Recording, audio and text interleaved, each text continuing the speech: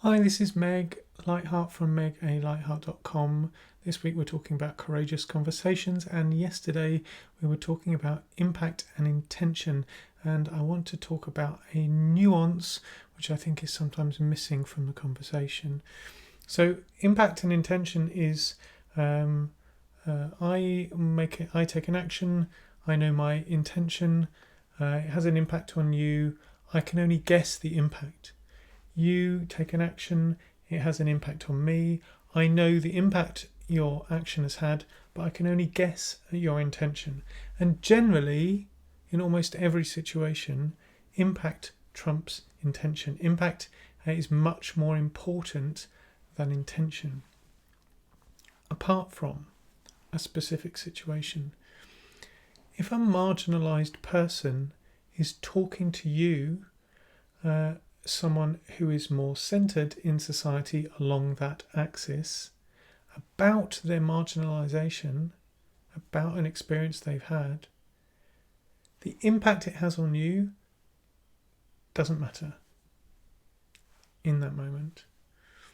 For example, if a person of colour talks to me, a white person, about an experience of racism, or particularly something that I've said or done which has caused harm, it doesn't matter, and I feel awkward or bad or upset or sad that or attacked about them sharing their experience with me, the impact on me does not matter.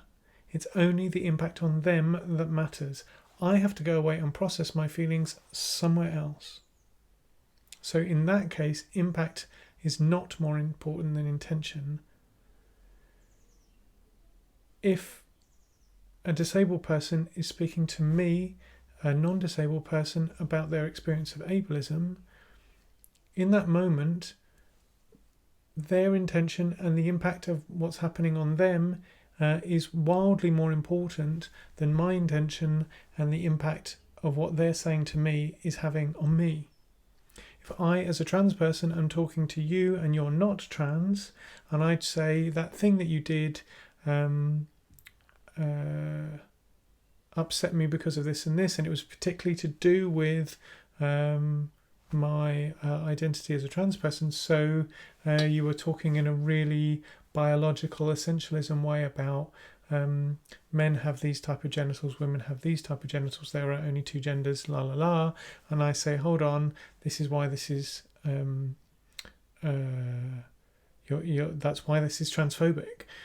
In that moment, my intention and the impact of what you've done, you've said on me, is much more important than your intention and the impact of me telling you about my experience on you.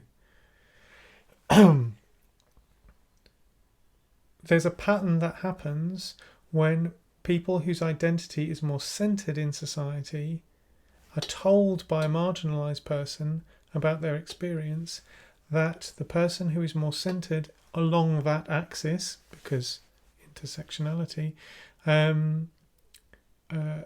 feels attacked or feels really shameful and guilty, or wants to go, that wasn't my intention. My intention was this, and so you shouldn't feel upset because that wasn't my intention. In that situation, the marginalised person who's speaking about their experience, their intention and their impact has to take precedence. You then go away and process that somewhere else. The correct response to someone saying, this is my experience, is to go, thank you for telling me, I'll try and do better, and then go and educate yourself. And if you don't know where to educate yourself, Google word reading list, racism reading list, ableism reading list, transphobia reading list, homophobia or queer antagonism reading list, and you'll find a whole bunch of things. Yes, 15 years ago, when the internet wasn't quite so prevalent, it might have been more hard to find. You'd have to go and find a book But really it's our responsibility to do a significant amount of education about other people's marginalizations, to do that education as self. If you really can't find what to read, message me. I will send you a reading list. I will find it for you or recommend things that I've read. So almost always impact is much more important than intention, apart from the specific situation where a marginalised person is talking to you about their experience of marginalisation. In that situation, their intention and the impact things are having on them is much more important than your intention and the impact their words are having on you.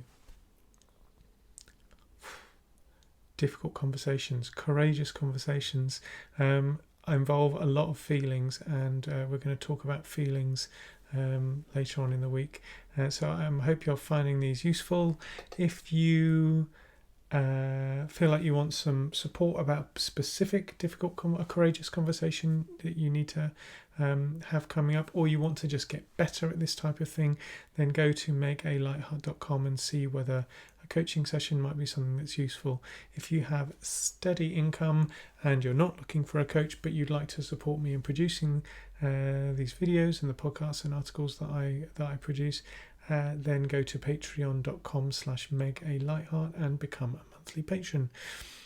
Feel free to share these videos with other people, click like, leave a comment or a question, and if you're on YouTube, click subscribe so that you hear about the videos when they come out. I am Meg Lightheart from megalightheart.com, and I'll see you tomorrow.